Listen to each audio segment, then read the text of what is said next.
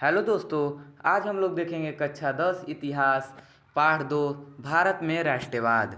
ठीक है, भारत में राष्ट्रवाद। तो जो प्रश्न है हम लोगों का प्रश्न है, पूना पैक्ट पर किसके हस्ताक्षर हुए, उसकी दो शर्तें लिखिए। ठीक है, पूना पैक्ट पर किसके हस्ताक्षर हुए, उसकी दो शर्तें लिखिए। मतलब कहने का मतलब है कि पूना पैक्ट पर किन दो आदमी का साइन हुआ और इसकी क्या शर्तें थी। देखिए, तो आंसर है हम लोग का, पूना पैक्ट पर गांधी जी और डॉक्टर भीमराव अंबेडकर के हस्ताक्षर हुए।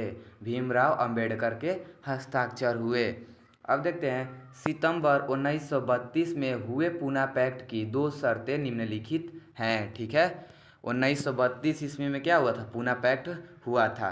तो पहला शर्त है, अंबेडकर द्वारा दलितों के लिए अलग निर्वाचन क्षेत्रों की मांग को वापस लेना। ठीक है, अंबेडकर द्वारा दलितों के लिए अलग निर्वाचन क्षेत्रों की मांग को वापस लेना, यह पहला शर्त हुआ।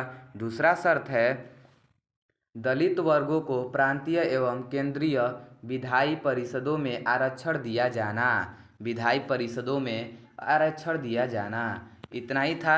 अब देखते हैं तीसरा नंबर, मतलब दूसरा प्रश्न देखते हैं इसमें, सत्याग्रह के विचार का क्या मतलब है। सत्याग्रह के विचार का क्या मतलब है।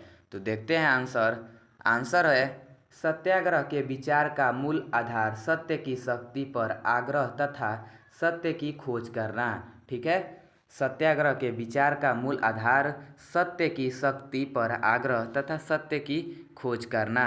अब देखते हैं, गांधी जी इसके प्रबल समर्थक थे। ठीक है, जो गांधी जी थे इसके प्रबल समर्थक थे तथा इन्होंने इसकी व्याख्या इस प्रकार की। कैसे की, आइए देखते हैं। जो है पहला, अगर आपका उद्देश्य सच्चा है, यदि आपका संघर्ष अन्याय के खिलाफ है, तो उत्पीड़क से मुकाबला करने के लिए आपको किसी शारीरिक बल की आवश्यकता नहीं होगी। ठीक है, नहीं होगी। अब देखते हैं दूसरा क्या कहे, प्रतिशोध की भावनाओं या आक्रामकता का सहारा लिए बिना सत्याग्रही केवल अहिंसा के सहारे भी अपने संघर्ष में सफल हो सकता है। अब देखते हैं तीसरा जो है, इसके लिए दमनकारी शत्रु की चेतना को झिंझोड़ना चाहिए। जैसे कि दमनकारी शत्रु की चेतना को झिंझोड़ना चाहिए। उत्पीड़क शत्रु को ही नहीं बल्कि सभी लोगों को हिंसा के जरिए सत्य को स्वीकार करने पर विवश करने की बजाय सच्चाई को देखने और उसे सहज भाव से स्वीकार करने के लिए प्रेरित किया जाना चाहिए। ठीक है, किया जाना चाहिए। अब देखते हैं चौथा है, इस संघर्ष में अंततः सत्य की ही जीत होती है।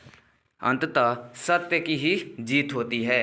गांधी जी का अटूट विश्वास था कि अहिंसा का धर्म सभी भारतीयों को एकता के सूत्र में बांध सकता है। ठीक है, गांधी जी का अटूट विश्वास था कि अहिंसा का धर्म सभी भारतीयों को एकता के सूत्र में बांध सकता है। देख लिए ये सब। अब मिलते हैं अगले वीडियो में, तब तक के लिए धन्यवाद।